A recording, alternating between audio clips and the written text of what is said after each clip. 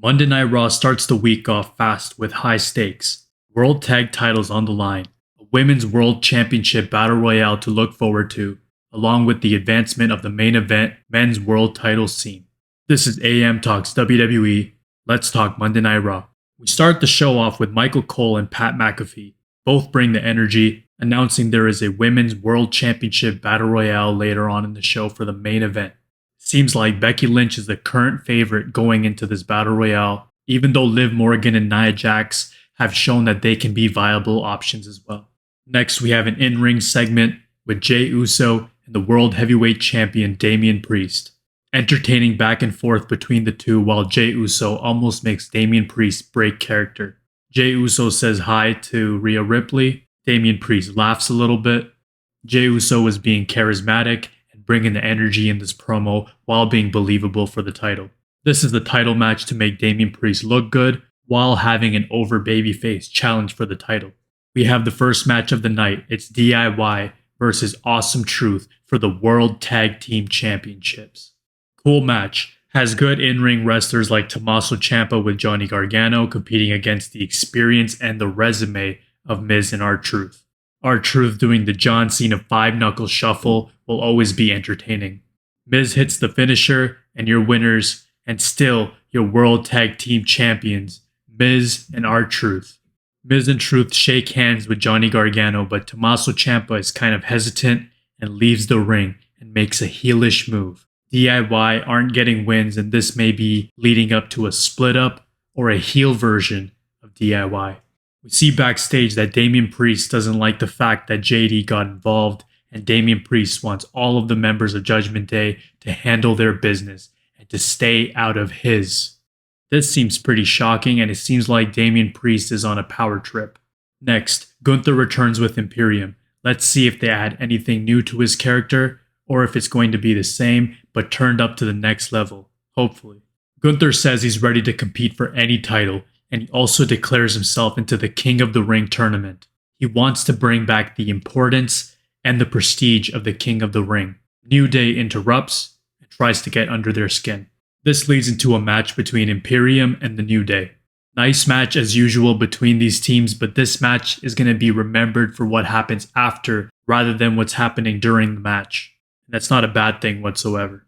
New Day gets the win on Imperium, and we have Ludwig Kaiser at first showing support to his teammate Giovanni Vinci, and all of a sudden he throws Vinci ringside and gets booed and sent backstage. Intense cutoff to Vinci by Ludwig Kaiser. We see Gunther standing backstage, and he looks at Ludwig Kaiser giving him his approval. Next, we see a video package of Andrade saying he serves nobody and that he is going to go against the Judgment Day. I wonder if this is slowly going to bring Andrade into the World Heavyweight title scene, which he hasn't been there before. Next, we see Drew McIntyre in the ring and continues to be bitter and giving the fans the harsh truth whenever they try to chant CM Punk or when they are booing him. Sheamus shows up and tries to talk to Drew. He says he needs to stop talking about CM Punk. Drew McIntyre doesn't appreciate it and starts talking about Sheamus's weight gain. He says that, I can lose the weight, but you can't lose stupid. I thought this was a great line by Sheamus, and he's showing that he can still clash with the best of them. This leads into a match between Shinsuke Nakamura and Sheamus. Drew McIntyre is watching this match ringside. It's a back and forth match between Shinsuke and Sheamus. Shinsuke walks into a bro kick, and your winner is Sheamus. These are the kind of matches a returning Sheamus needs, and it's good to see this. I wonder if in the future we will see a Drew McIntyre versus Sheamus match for the World Heavyweight Championship. If Drew gets this title back from Damian Priest, this could be a possibility during the European PLEs. Next, we have the Intercontinental Champion Sami Zayn speaking backstage and gets approached by Bronson Reed. Sami Zayn says he's ready to defend his title anytime, any place. And out of nowhere, Bronson Reed attacks Sami. I wonder what this is going to lead to, and if this shows any progression in Bronson's toughness in the WWE. This leads into a segment with Sami Zayn's biggest rival and the follow-up from the attack last week on Monday Night Raw after the Intercontinental Championship match. Chad Gable is in the ring with the Alpha Academy. proceeds to take his frustrations out verbally with all members, Otis, Maxine, and Tozawa. Chad Gable thinks that they are okay with racking up loss after loss. Otis seems to have a tough time agreeing with Chad Gable, and looks like a slow burn heel turn of Otis will happen someday. Chad Gable also didn't like the fact that Sami Zayn had the nerve to celebrate in front of him, which is pretty ridiculous for a heel to say, but it shows his jealousy got the best of the situation. Next, we have a tag match with the teams of Ricochet and Andrade versus JD and Santos. This match had its moment of athleticism and flips, and the match did what it needed to do, while showing the overlap with Judgment Day, Andrade, and Santos. Andrade grabs the win for his team against JD and Santos. Post-match, we see Damian Priest trying to take out Ricochet and Andrade. Priest looks at JD and Santos, says he doesn't need them, they need him. Damian Priest seems like the power is getting to his head, especially after winning the World Heavyweight title. We see more chaos backstage with a continuation shot of a brawl between Liv and Nia moments before the Battle Royale, with management trying to stop it. Becky Lynch grabs the interviewer's mic, and we have a continuous shot of Becky Lynch speaking.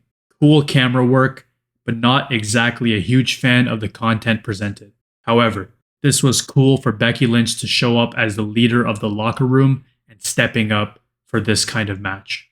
This transitions into the Women's Battle Royale to determine the new Women's World Champion. We haven't had a Battle Royale to determine a new World Champion in a while, so this is the only positive that we got out of this terrible situation of Rhea Ripley forfeiting a title that she wasn't going to lose anytime soon. This Battle Royale was pure chaos and showcased a variety in women's wrestling and the diversity of talent. We see many eliminations, and we see Nia Jax put Becky Lynch through the announce table. Once we get down to the final three, we see Becky Lynch roll back into the ring against the big rival of Rhea, which is Liv Morgan and Nia Jax. Liv Morgan and Becky Lynch temporarily team up and hit finishers on Nia Jax, and she gets eliminated. Then we see Becky Lynch and Liv battle on the ropes, and Becky Lynch drops Liv Morgan ringside and eliminates her to become the new Women's World Champion. The live crowd was happy seeing Becky Lynch get the title, and I'm somewhat happy as well because WWE can get away with someone established like Becky Lynch holding this title, since the title had to be taken off of Rhea.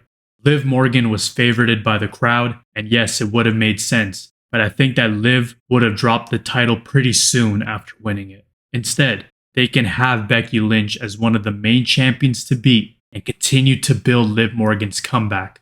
Becky Lynch was a safe pick for the WWE, but this is a good main event that got TV time and captured a big moment. Overall, good amount of in-ring action for this show.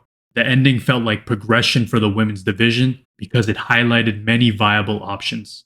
The next two shows are going to be very interesting. This show was mainly about getting ready for the next few big events. It's building towards the WWE draft on the upcoming Friday Night SmackDown, and getting us ready for Backlash in France for the King and Queen of the Ring. This is AM Talks WWE. That was your Monday Night Raw. Thanks for tuning in.